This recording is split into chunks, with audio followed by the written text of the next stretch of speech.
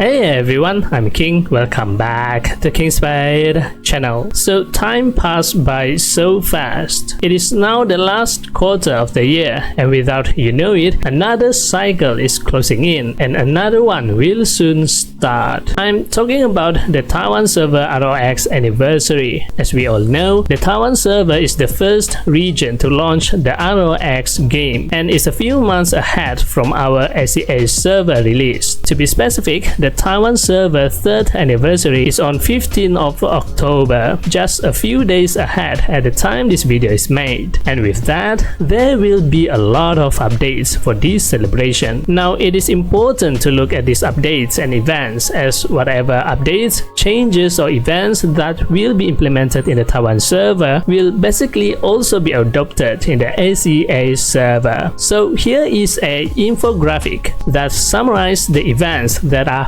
planned for the Taiwan server 3rd anniversary. The first one is the awaited home system. Not much info is revealed about the home system. Will there be actually a new space for the players to decorate their houses with furniture? Can players visit their friend's home? Or will the furniture have stats that can be added to the character overall stat? It is still unknown how the home system will be, but one thing for sure, the game stated that players can perform the life skill activity from their home space, like fishing, gardening and mining. All can be done on your own home. Now this is interesting. I wonder if the gardening will be affected by the weather as well, and if you can get the gardening materials, the flowers that you can get in the cave or inside the building from this home feature. If so, then that will be fantastic. Gardening inside a cave or under a structure like inside the pyramid, not affected by the weather, is a pain. You can only garden a limited amount of flowers at one time. Once the gardening spot run out of flowers, you need an awful long time to wait to get a lot of flowers. I'm sure you feel the same way too. Next, an additional gameplay for the new Infinite Showdown PvP game mode. If you had watched the new PvP gameplay guide that I made previously, I had mentioned about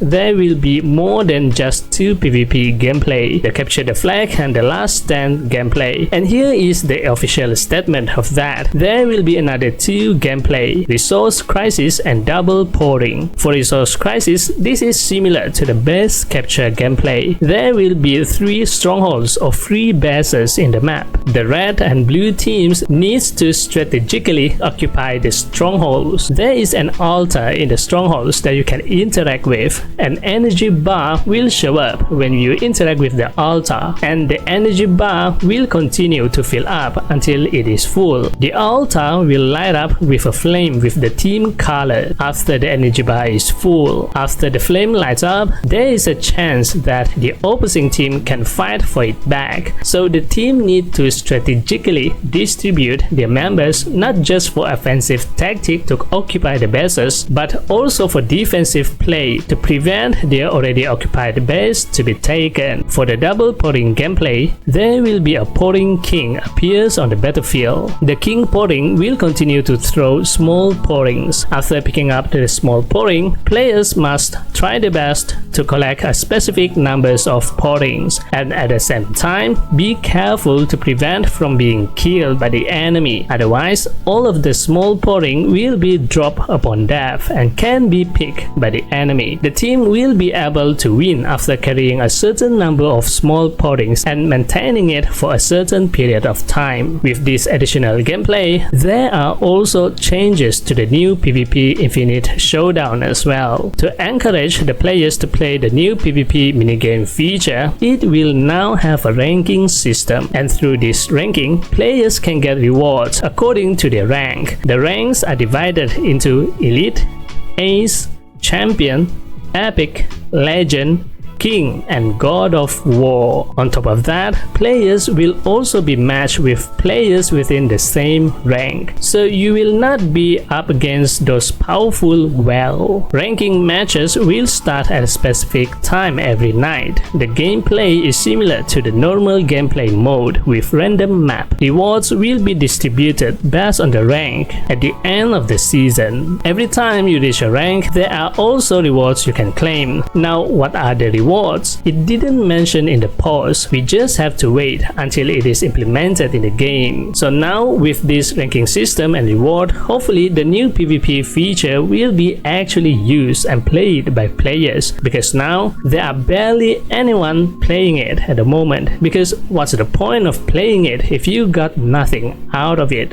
right? That's what the players think about the new PvP gameplay at the moment, and the game make this update to address that issue. Next, a revised version for the current gameplay. No further detail had been given at this point for this new revised version, but I guess this is what we are eagerly anticipating for, as we know it, as what the game had mentioned previously. At least for the SES server that I know of, there will be job optimization after every season or after the WOC. The WOC Season 4 had wrapped up for already 1 month now, with G-Shock team won the tournament. I don't know about you, but since then I had been waiting for the job optimization. So far we had the Gunslinger job class adjusted recently, but no adjustment on the other job class yet. Is there any job class adjustment that you want to see happen in the game? Let me know at the comment below. All these updates will be implemented in the game scheduled on 12th of October, so there will be a major update on this date in the Taiwan server, so stay tuned to the channel for more info. I will make a video to cover these new features and changes once it is available in the game. Next two updates are an exclusive event, one for the 3rd anniversary celebration and one for the month of October. They are the Wild Drinking Party event to celebrate the 3rd anniversary, and when it comes to the month of October, it will be the event for the Halloween day. Both are on the 19th and 30th of October respectively. There is also no further detail provided for these two events, but from the title itself we can speculate that the Wild Drinking event will be somewhat similar to the drinking event that we see during the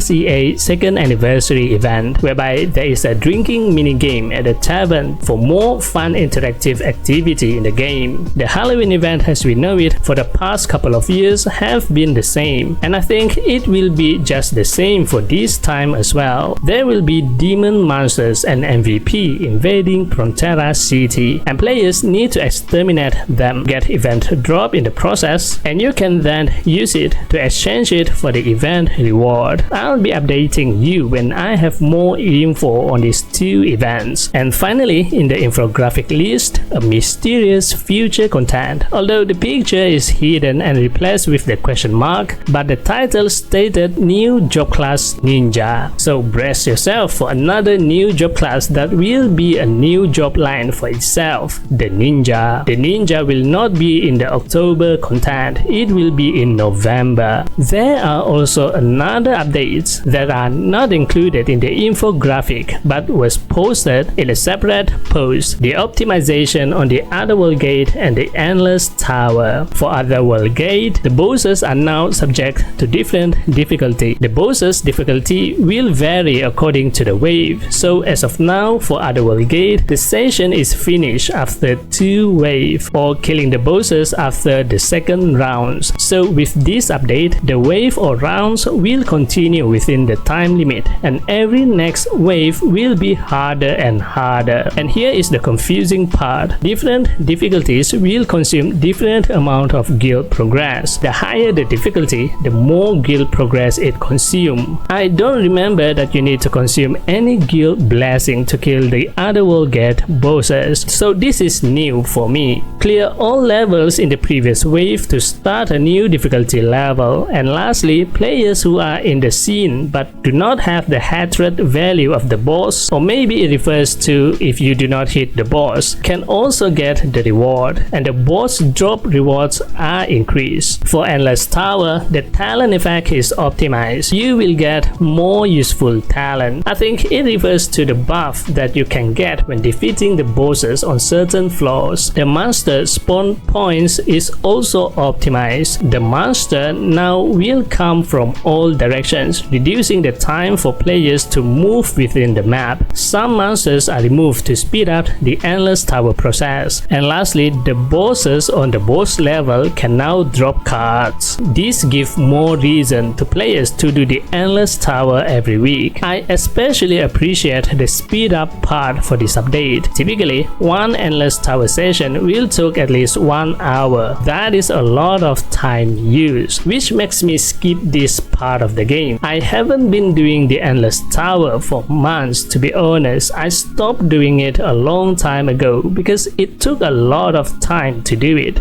Alright, what do you think of the events and updates packed for the Taiwan 3rd anniversary celebration? Which of the updates that excite you the most? Let me know in the comment below. That's it for this video. This time video shoutout goes to... Thank you for always supporting me and this channel. If you like this video, give it a thumbs up and hit the subscribe button. And also don't forget to turn on notification bell so you'll be notified whenever I upload a new video. Thanks for watching and I'll see you on the next video. And as always, happy playing. Bye bye.